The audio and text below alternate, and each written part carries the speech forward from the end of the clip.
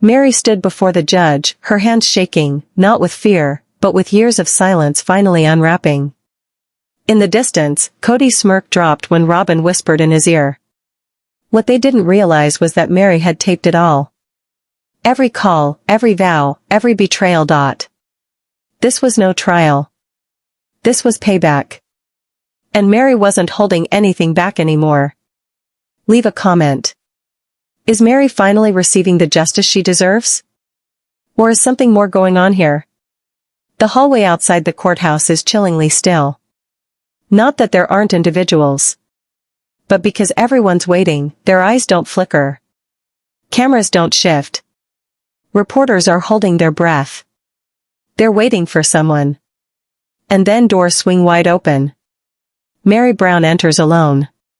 No cameras, no entourage. Just her, standing in a navy blue coat, her shoulders set, her eyes serene. Inscrutable. There is no smile, no wave. Not today. She holds a lone manila folder, thick, worn, gripped as if it holds something holy or incriminating. In the courtroom, Kody and Robyn are already seated near the front. Robyn leans over and whispers something in Kody's ear. He half smiles, as if whatever Meri is attempting to get over won't work, as if it's all a game and he's already the victor. But today? The game is about to get a lot more real. Meri approaches her legal representative. No words are spoken. They just nod. The attorney stands, clears his throat, and speaks to the court. Your Honor, on behalf of Meri Brown, we are bringing civil charges against Kody Brown and Robyn Sullivan Brown. Charges of financial fraud, coercive control, and emotional damages based upon a decade-long pattern of intentional manipulation, displacement of assets and psychological gaslighting. Gasps ring out in the courtroom. Even the judge leans back in his chair. This was not just a lawsuit. It was the first stone in an avalanche.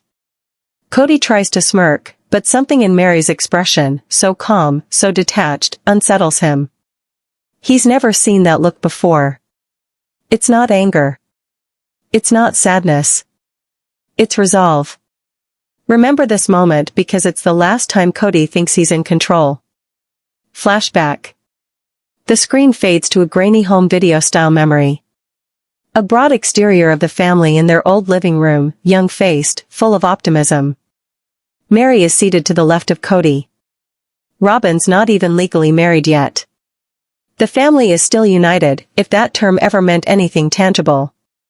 Meri had signed documents previously, papers agreeing to equal interest, joint income, protection of each wife's individual holdings, a mutual commitment. A verbal vow, a spiritual connection. But spiritual ties don't stand up in court, especially when one side tears them apart from within. Cut back to present, the judge requests the defense's reaction. Kody's attorney has his ground. His voice is patronizing. Your Honor, not only are these accusations unfounded, but they're also transparently a media spectacle, slated for public sympathy and publicity. There is no marriage contract of law at present between Mr. Brown and Mrs. Brown, nor between Mr. Brown and Miss Sullivan Brown. So Meri's lawyer cuts in, voice cold sharp. Your Honor, that's precisely why this case matters. Spiritual manipulation under the guise of religious unity does not exempt one from civil liability. What began as emotional loyalty evolved into financial exploitation. The room grows colder. Kody shifts in his seat. Robyn's lips tighten. The judge speaks. I'll let the case go forward. I want to see evidence, documents, testimony. If there's truth here, we'll find it. And like that, the doors to a decade of secrets creak open. Later, outside in the hallway, reporters swarm. Christine and Janelle arrive in silence. They don't talk to cameras, just nod at Meri. Their presence says what words don't need to. Robyn looks at them with a glare from the inside. Her hand is grasping Kody's firmly, but her eyes flash with something else, guilt or fear.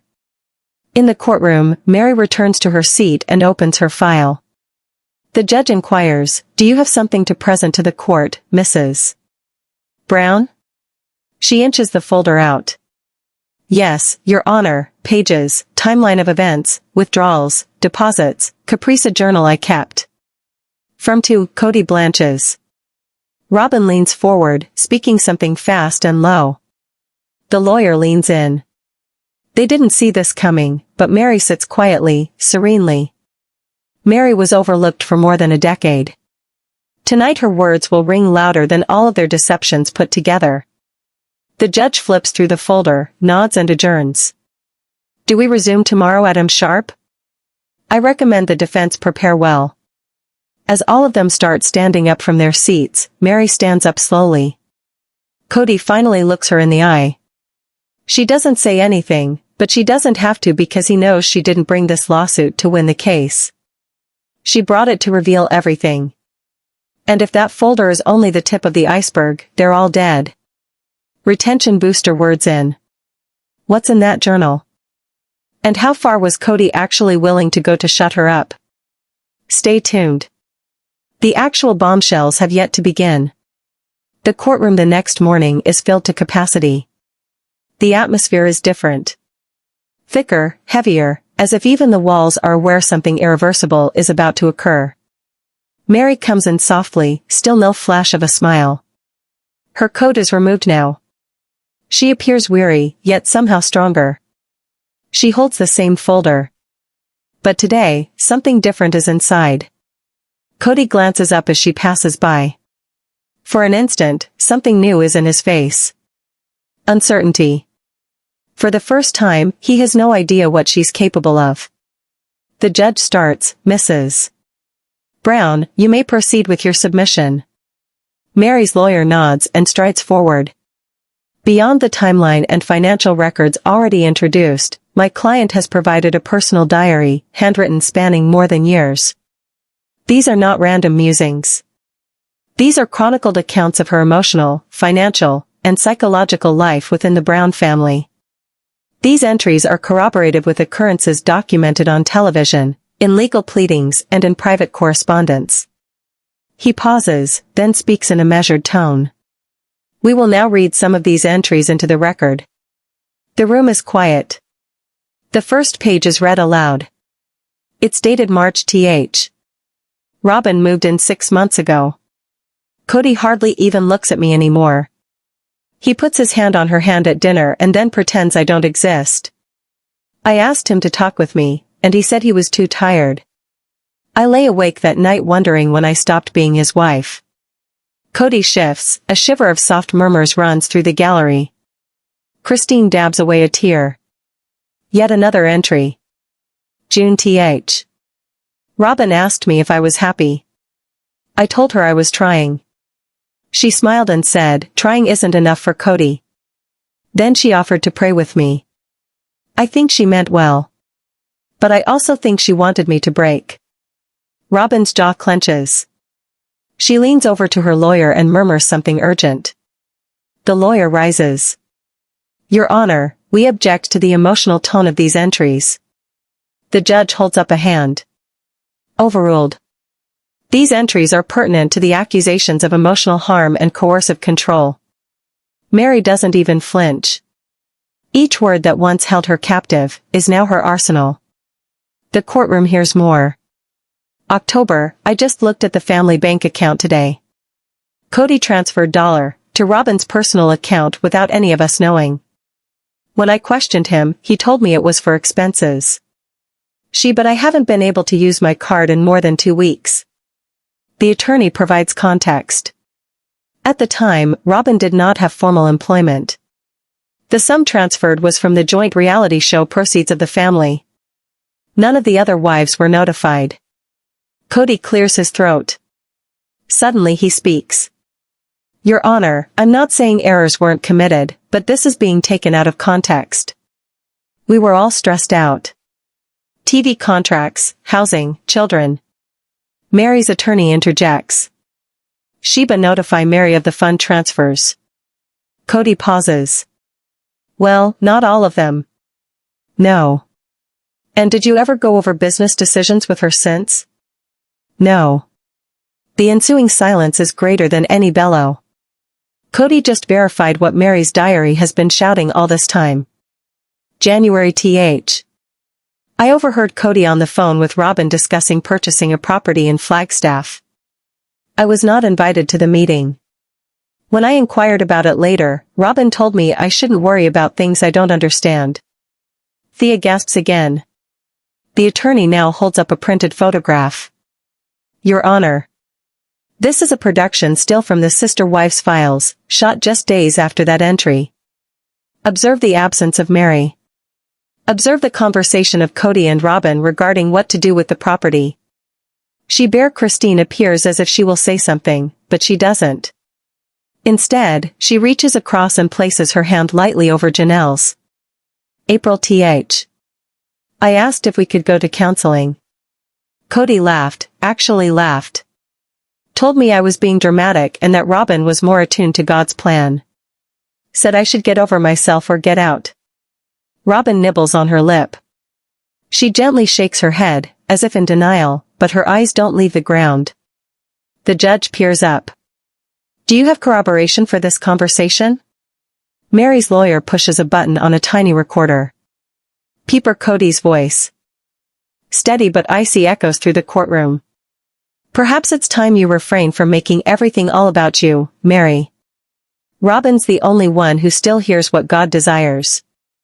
Meri's eyes drift shut, for a second only, because even now to hear it again is painful, but pain is not her vulnerability anymore.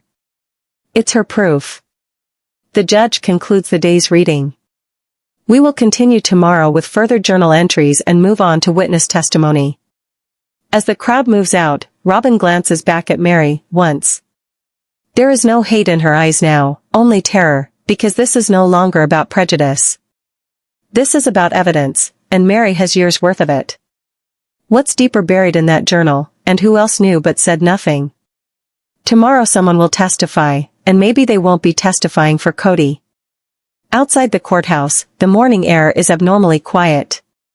Inside, however, the atmosphere is anything but. The courtroom hums with muted whispers and the occasional click of camera shutters. But when Meri enters folder clutched tightly steady stride, the whispers die. She doesn't need to say anything. Her silence now speaks louder for all the years she was silenced. The judge doesn't waste time. Court will now resume. Mrs. Brown, you may proceed with the journal entries. Meri's lawyer stands. Your Honor. Today's entries will focus on Meri's discovery of a clause within the family's original covenant agreement, written in and believed to be spiritual in nature. However, as Your Honor will soon hear, one of the wives may have interpreted it very differently, and used it to consolidate power. He ambles over to the clerk, produces a transparent plastic sleeve with a photocopy of an autographed document, old and yellowed, handwritten, and dated. It's real, Meri murmurs to herself. I remember every word of it. Entry August ND, today we signed a spiritual covenant. All four of us equal shares, equal say. We vowed that no wife would ever stand above another, that Kody would never place one voice above the others. I wanted it to be true. I had to believe it. But deep down I already knew something was off about Robyn's version. She had her own copy. Hers had something added to the bottom. Robyn reaches out and buries her face in her attorney. Her face becomes stern. Kody looks at her perplexed. The attorney continues, Your Honor, we matched Meri's signed original with Robyn's written version. It has a provision that says, he brings out a printout. In case of family financial risk, one wife may take spiritual leadership in order to maintain family structure and continuity. The judge raises his eyes. Was that provision ever discussed with the other wives? Meri talks for the first time in days. No, never. I didn't even realize she added it until years later. It was hidden among paperwork she notarized for a TLC promo shoot. That's when I saw it. This wasn't merely about favoritism. Robyn had rewritten the rules in secret. Flashback. A foggy memory. Christine and Janelle laughing in the kitchen. Meri flipping through a binder. And Robyn sitting near the window quietly holding a pen and clipboard. She smiles when Kody passes by. He returns her smile longer than he should. That moment used to hurt. Now it's proof. Entry November RD, I confronted Robyn about the clause. She laughed, said it didn't matter that God already knew who was meant to lead. I asked if Kody knew. She didn't reply. She just said some of us are just chosen inside the courtroom. Robyn begins to crack. No, she mutters. That's not what I meant. Kody turns to her. What clause? You never told me about any of this. Robyn mouths something in response, but Kody remains standing. Your Honor, I have no knowledge of this document. I never signed anything that put Robyn leaders of anything. The judge raises an eyebrow. But Mrs. Brown says financial decisions were being made at Robyn's direction for years. Meri's attorney nods. Right. And we have bank statements, signed agreements, and even production emails where Robyn is making executive decisions typically reserved for legal spouses or business partners. He presses a remote on the courtroom screen. An email appears from a TLC executive producer. According to Robyn Brown's orders, payment for the season promo package will be sent directly into her account. She told us she's taking care of family business. Because Kody's got religious commitments. Robyn gets up. That was his convenience. The filming was back-to-back days. I was assisting him. The judge shakes his head. Mrs. Sullivan Brown, were you formally authorized to take care of the family business deals? I mean, not technically, but we did. The other wives consent to this? Robyn is uncertain. No. Meri answers. We didn't. She simply began signing. And so the gulf between spiritual oneness and legal treachery is laid bare. A new voice rings out. Janelle. She rises silently. I possess a copy of the original agreement myself. Mine lacks that clause, too. Christine jumps in. Mine, too. The courtroom is in chaos. All eyes are on Robyn, even Kody's. February th.